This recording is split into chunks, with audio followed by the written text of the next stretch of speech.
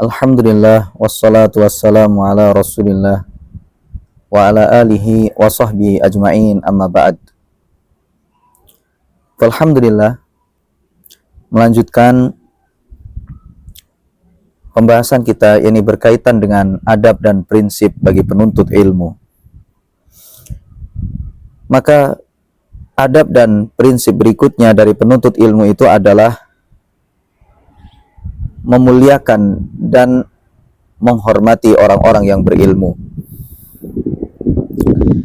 Oleh karenanya dahulu Syu'bah Ibnul Hajjaj rahimahullahu ta'ala, beliau mengatakan, kullu man sami'tu minhu hadithan fa ana lahu abdun. Semua orang yang aku dengarkan hadis darinya, maka aku ibarat budak baginya. Jadi seperti itulah para ulama dahulu dalam menghormati guru-guru mereka. Mereka sangat memuliakan orang-orang yang berilmu. Syariat memerintahkan kita untuk memperhatikan hak orang-orang yang berilmu, memuliakan mereka, menghormati mereka. Hal ini sebagaimana sabda Nabi SAW, laisa min ummati man lam yujilla kabirana wa yarham saghirana wa ya'rif li'alimina haqqahu. Bukan golongan dari umatku orang yang tidak memuliakan yang lebih tua dan tidak menyayangi yang lebih muda dan tidak mengetahui hak orang-orang yang berilmu. Al-Imam Ibnu Hazm rahimahullahu ta'ala, beliau menukil adanya ijma' para ulama bahwasanya manusia diperintahkan untuk memuliakan dan menghormati orang-orang yang berilmu.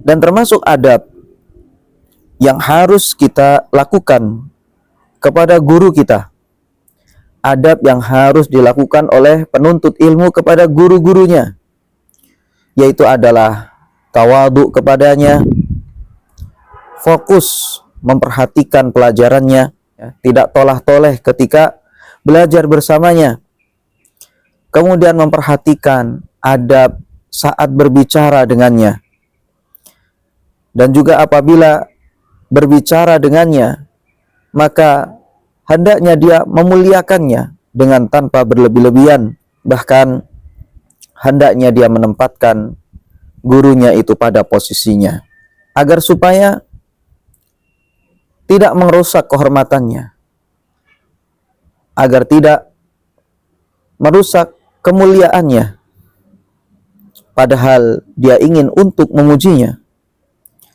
Hendaknya berterima kasih atas pengajaran yang diberikan oleh guru dan juga mendoakan kebaikan untuknya. Jangan sampai seorang penuntut ilmu menampakkan dirinya tidak butuh kepada gurunya tersebut. Jangan sampai seorang penuntut ilmu dia menyakiti gurunya baik dengan perkataan maupun ucapan. Kalau seandainya dia menemukan ada kesalahan pada gurunya itu, maka hendaknya dia senantiasa berlemah lembut kepada gurunya kalau memang kesalahan itu betul terjadi darinya. Oleh karenanya, seorang penuntut ilmu kalau seandainya dia mendapati ada kesalahan pada gurunya, ada kekeliruan pada gurunya itu, maka ada 6 hal yang harus diperhatikan. Yang pertama yaitu adalah memastikan apakah kesalahan itu betul-betul datang dari gurunya tersebut. Kemudian yang kedua yaitu adalah memastikan apakah betul-betul yang dia anggap salah itu adalah memang kesalahan, memang itu adalah kekeliruan. Dan untuk memastikan itu adalah betul-betul kesalahan adalah tugasnya para ulama, orang-orang alim yang rasih, yang dalam ilmunya. Lalu mereka pun ditanya terkait dengan hal tersebut. Kemudian yang ketiga adabnya yaitu adalah tidak mengikuti gurunya dalam hal kesalahan tersebut. kemudian mencarikan uzur untuk gurunya itu dengan alasan yang benar. Kemudian yang kelima yaitu adalah hendaknya menasehati guru itu dengan penuh kelembutan dan secara rahasia, bukan dengan cara yang kasar dan juga menyebarkannya di hadapan umum. Kemudian hendaknya tetap menjaga kehormatan dan guru tersebut. Jangan sampai kemuliaannya itu dirusak di hati kaum muslimin. Jangan sampai merusak reputasi dan nama baik guru tersebut. Kemudian yang harus diperhatikan yaitu adalah jangan sampai seseorang itu tujuannya adalah memuliakan dan menghormati gurunya, namun ujung-ujungnya adalah menghinakan dan memayahkan serta menghinakan guru tersebut.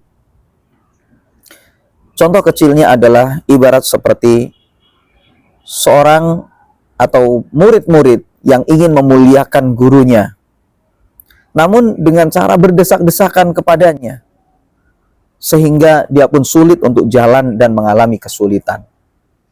Padahal tujuannya adalah menghormati, tapi sebenarnya ini adalah bentuk penghinaan dan minimnya adab kepada guru. Demikian, semoga bermanfaat. Barakallahu fikum.